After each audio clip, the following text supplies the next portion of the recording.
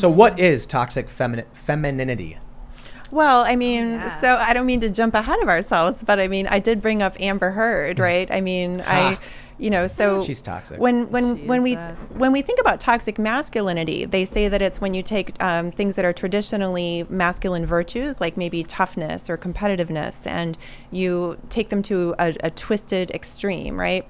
And so with women, if you think about it, in Spanish, they have something called marianismo, and it's the opposite of machismo. So machismo is obviously, we all know what machismo is.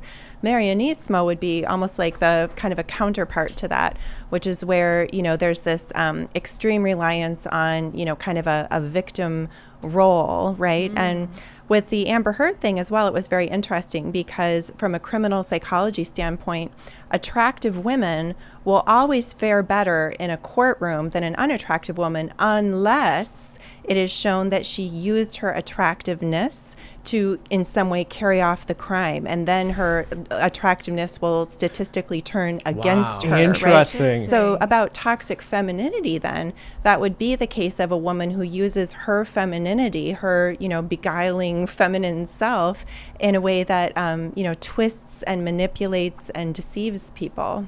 And I think part of why they will never acknowledge that is because to do so is to understand and acknowledge that there are certain benefits to being a woman. Mm-hmm. I think a lot of what we are seeing in modern Western culture, the failures, are due to masculinity being gutted and purged, which is creating this imbalance where a massive outgrowth of femininity becomes toxic, and there's no strong men to rebalance. So, like you mentioned, you all of a sudden have the oppression Olympics. Everyone has to be a victim. Toxic femininity is taking over. Absolutely, even to the point where they have to make it up. And you know what? It's not good for the women either. I mean, I've sat with women in my office as a clinical psychologist that have expressed profound shame. Women, that are in their mid-late 20s that say, back in college, I cheated on my boyfriend and I felt really bad about it, and I kind of said it was date rape, and they realize, years later that they basically ruined somebody's life. But at the time, as soon as they even kind of utter the words, he made me or whatever, then all of a sudden they activate this, big support network around them. And I've actually also spoken for an organization called FACE, Families Advocating for Campus Equality. And they try to assist young men who are being what's called Title IX at schools now, where it's a verb, that a woman can just say, oh, well, he raped me, or, he harassed me. And in many cases, the man is actually removed from school immediately while the school does some kind of a kangaroo court thing. So toxic femininity. This is why the Johnny Depp Amber Heard thing was such a big deal for a lot of people. I'm not going to say for everybody. For a lot of people, it was just celebrity gossip. But you had a guy who was accused, and he won. Mm-hmm. All of this Me Too stuff was just like, you had Aziz Ansari. Do you remember that? Mm-hmm. He had a bad date, and the one was like, it was terrible. So they tried to go after him. It's insane. That was insane, because I remember the woman said basically, like, I went to his house. I think she said she went down on him. Then she gave him a hand job. Or, you know what I mean? Like, and there was no talk of him like forcing her to stay. I mean, again, like, I think she of her own free will. She mentioned how he was like really nice and saying things like, we don't have to, or something like that. Yeah, and I mean, this is why it actually hurts women. I mean, and on the surface of it, it looks like, oh, look, women are wielding this incredible power.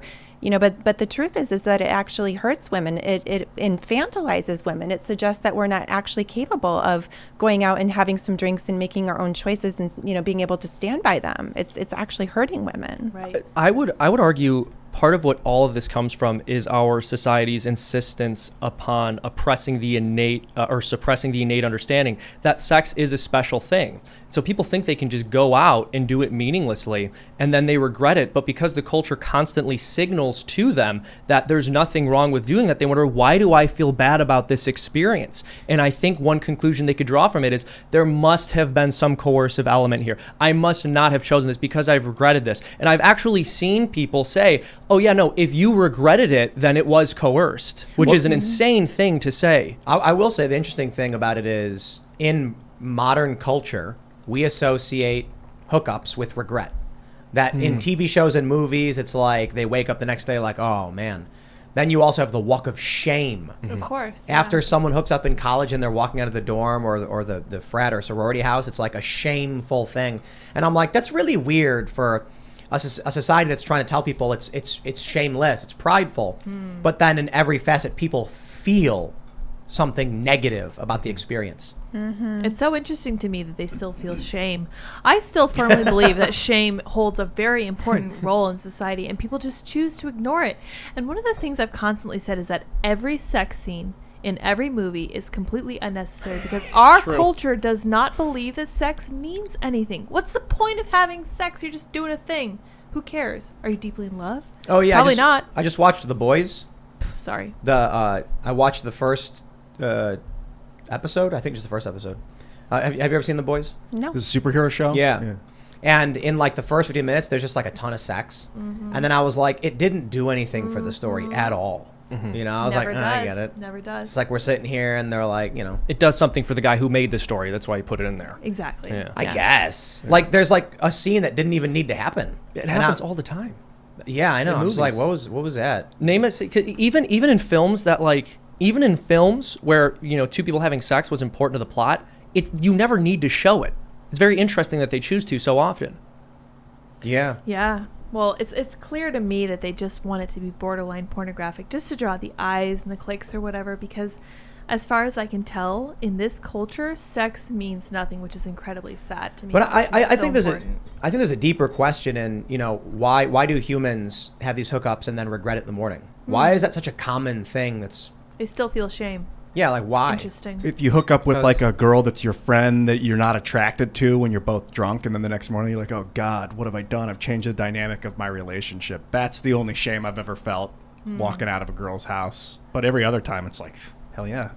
Well, so when we drink, you know, it almost kind of, for lack of a better word, sort of disables our executive lobe, which is the part of ourselves that, you know, thinks about future consequences Right. and things like that. Nothing And, matters. you know, and also, of course, when it's a hookup situation, you know, one person is usually kind of pouring on the charm, right? So, you know, she's laughing at all of his jokes. He's telling her how good she looks, right? And they're both making a little bit of a concerted effort to get into each other's pants, right? So it's almost like they're kind of on a drug of euphoria in that moment. And then the next morning when, you know, reality sets in.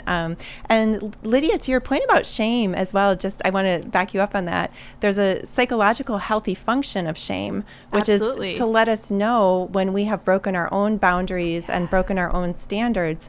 There's actually a healthy sense of when we've come up short. That serves to guide us that we need to make Right. a change. There was a viral story at a college. A poster was put up that said, if you are both drunk, if you're a man and you and the woman are drunk and you both hook up, you raped her.